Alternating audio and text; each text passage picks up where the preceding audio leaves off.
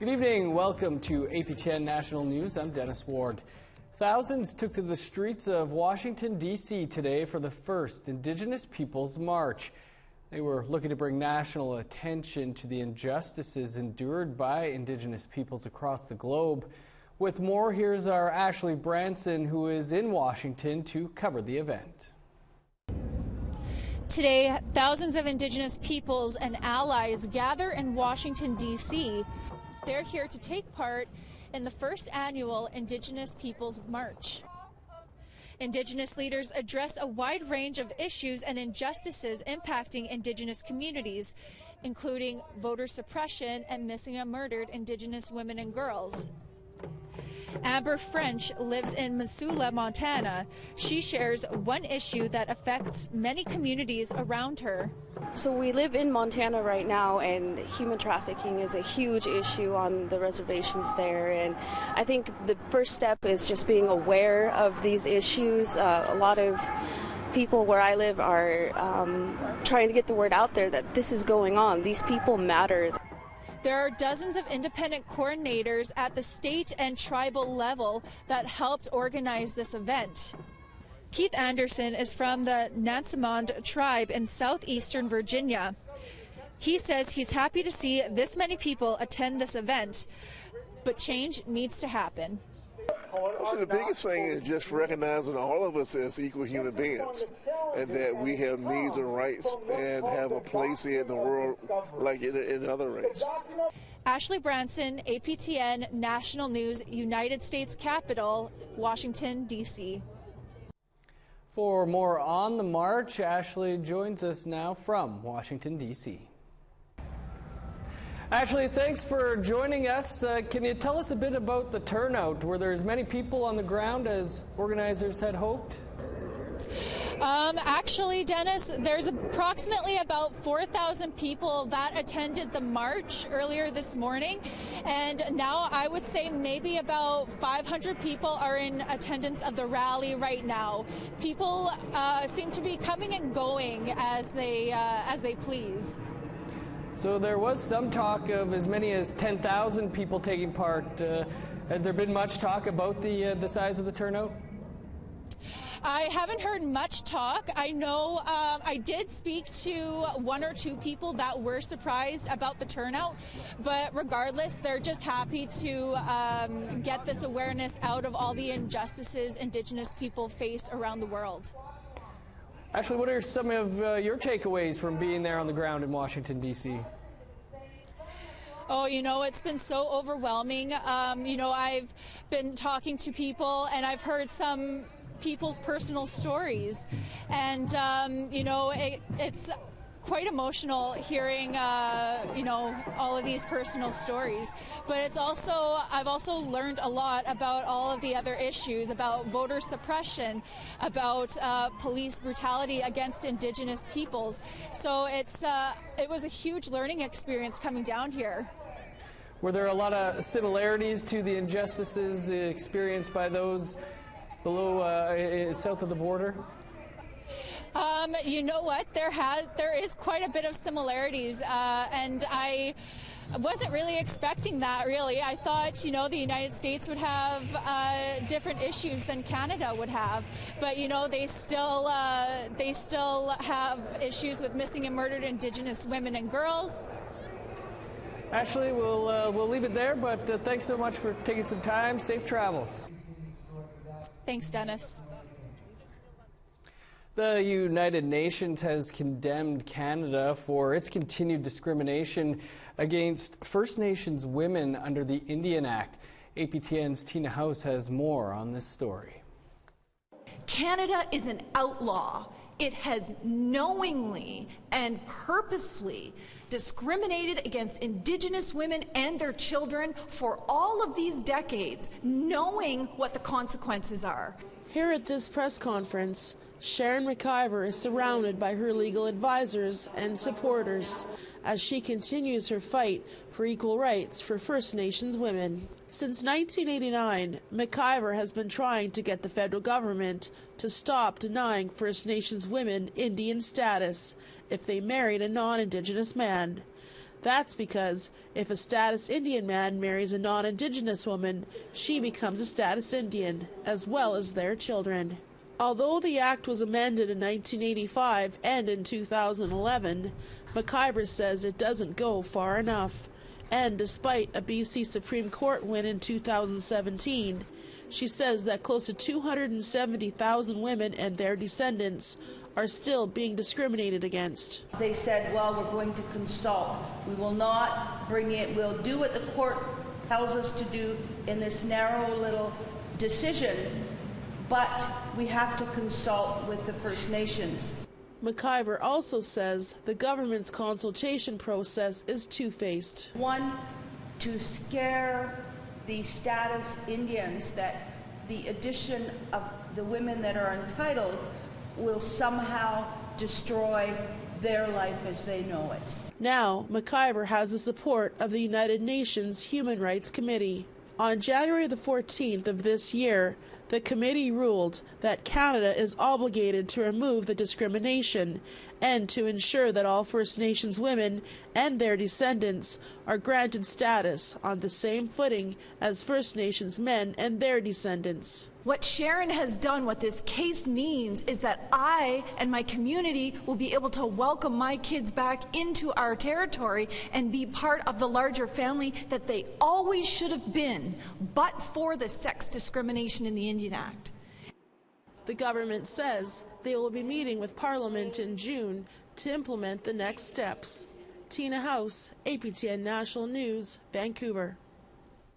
There were renewed calls today for a public inquiry into allegations of sexual and physical violence at the hands of Manitoba Crown Corporation.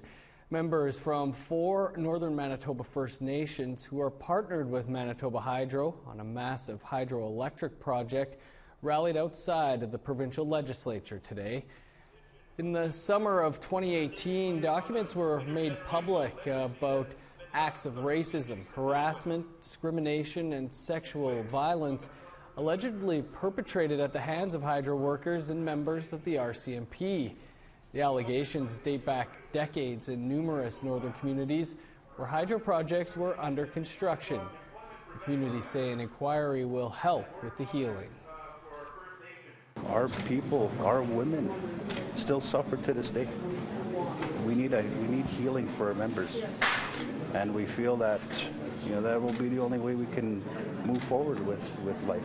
And this is not only our women; it has effects on children and generations. It's generations. Prime Minister Trudeau and his cabinet wrapped up their retreat in Sherbrooke, Quebec today.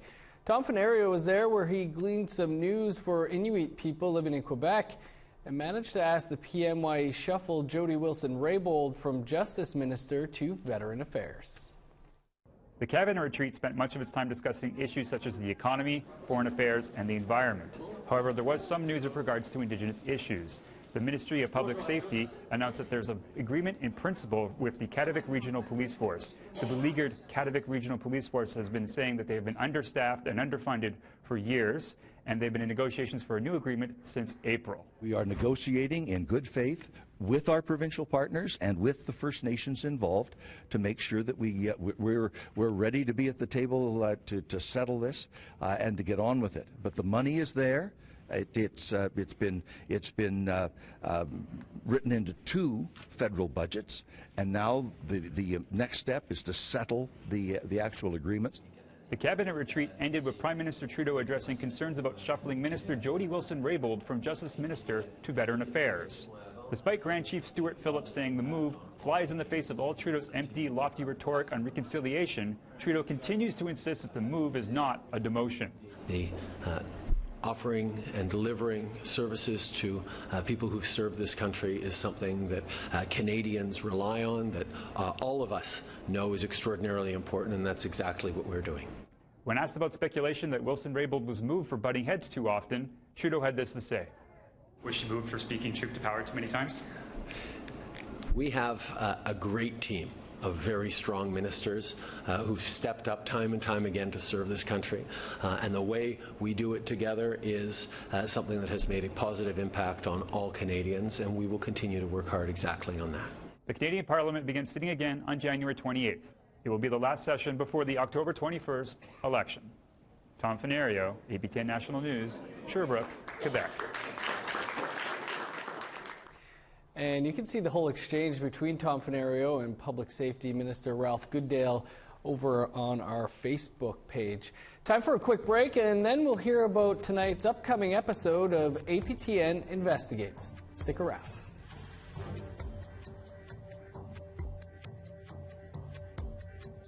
Here's a look at Saturday's weather forecast starting on the East Coast. Snow and -3 for Halifax, -11 in Charlottetown, -20 for Happy Valley Goose Bay, 25 below with snow in Nain, -20 in Montreal and Quebec City, 28 below under sunny skies in Chibougamau, -10 for London and Sarnia, 12 below for Toronto, sunny and -21 in Thunder Bay, -27 under the sun in Sioux Lookout, even colder in northern Manitoba, -29 for God's Lake, Puckatawagan and Thompson.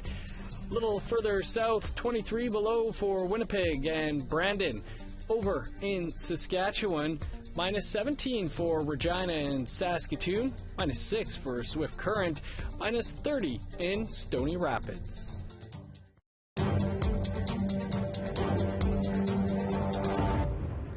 Welcome back. In a British Columbia courtroom, a jury has found a man accused of a murder that took place 40 years ago guilty. Gary Handlin was charged with murdering 12-year-old Monica Jack in 1978. She was last seen going for a bike ride near the town of Merritt. The jury heard that Handlin grabbed Jack off her bike and threw her in his camper. Her remains were discovered in 1995. Handlin was found guilty of first-degree murder with an automatic life sentence and no possibility of parole for 25 years. The court process in this case has been long. The investigation has been long. We appreciate the jury for their time and consideration with respect to this matter, and for all of those who were involved in bringing this case to this stage. The fallout continues over the video of an apprehension of a baby by Child and Family Services in Winnipeg. With more, here's our colleagues at CTV. It's been 1 week since this video of a baby being taken from its mother at a Winnipeg hospital went viral on social media. Now it's prompting calls for change from the Assembly of Manitoba Chiefs. The true sadness about that is that's just one. You know, these illegal apprehensions are happening every day. Grand Chief Arlen Dumas wants the restoration of First Nations jurisdiction over families and children. This would mean newborns would be placed with immediate family if the mother or father is unable to care for it, or within the child's community so it can be raised in an Indigenous household. It's supposed to be the communities that are affiliated with the children that are supposed to be working with those families. But at the moment, you have Winnipeg CFS and you have all these other entities. The federal government says it's working on reducing the number of Indigenous children in foster care with legislation looming.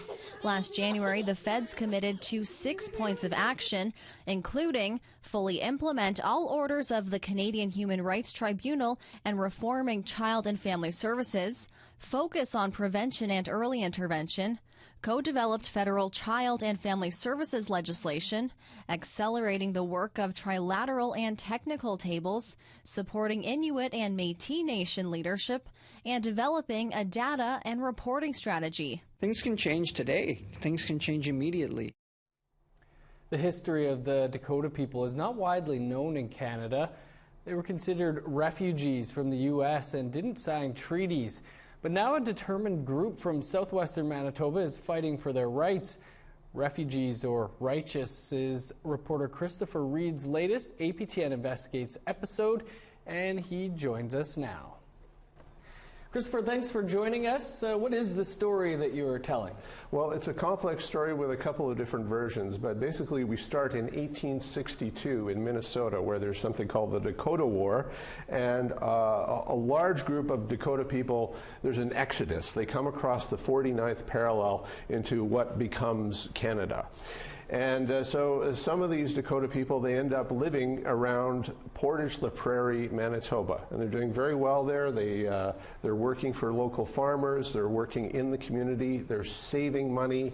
And they buy a piece of their own land, which gets called Lot 99. And they're doing very well there. But then, for some reason, in 1911, Portage City Council decides there's a problem, and they write a letter to Indian Affairs, and they say, we've got a problem with what they call drunkenness and immorality in the so-called Indian village. And they ask that the Dakota people get moved elsewhere.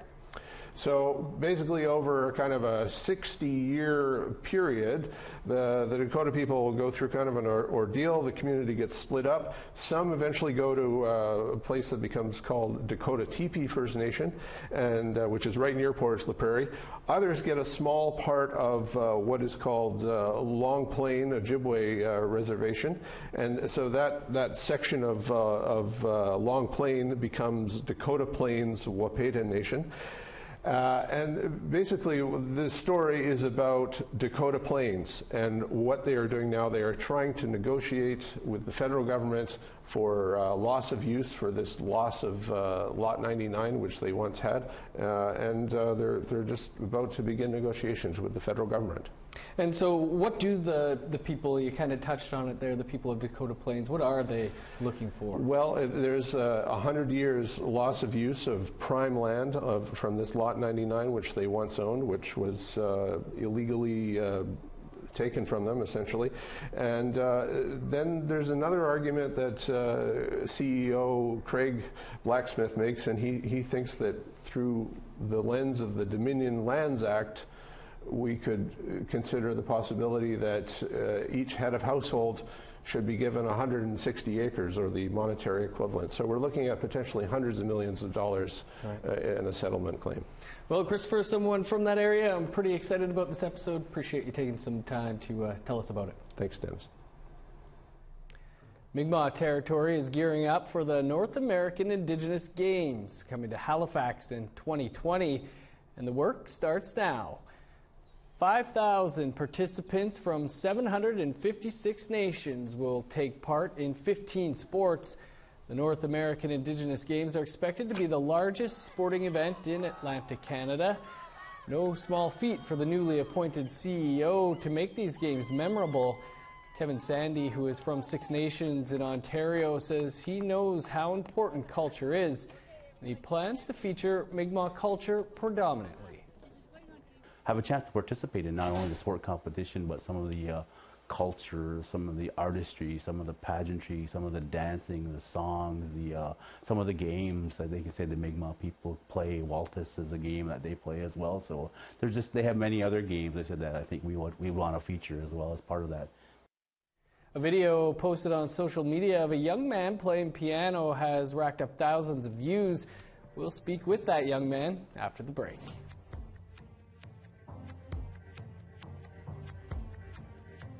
Here's the rest of Saturday's weather forecast. Minus 18 in Fort Chipewyan, minus 16 for high level. Plus 3 in Medicine Hat with snow, and plus 2 for Calgary.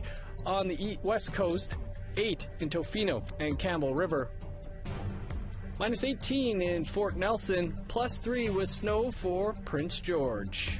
In the Yukon, minus 26 for Old Crow, 24 below in Rock River. Minus 19 in Fort Liard and Trout Lake, sunny skies, and 23 below in Norman Wells. 23 as well in Paulatuck, minus 25 for Colville Lake. Minus 25 in Chesterfield, 26 below for Repulse Bay and Whale Cove. Minus 30 in Clyde River, 32 below in Resolute.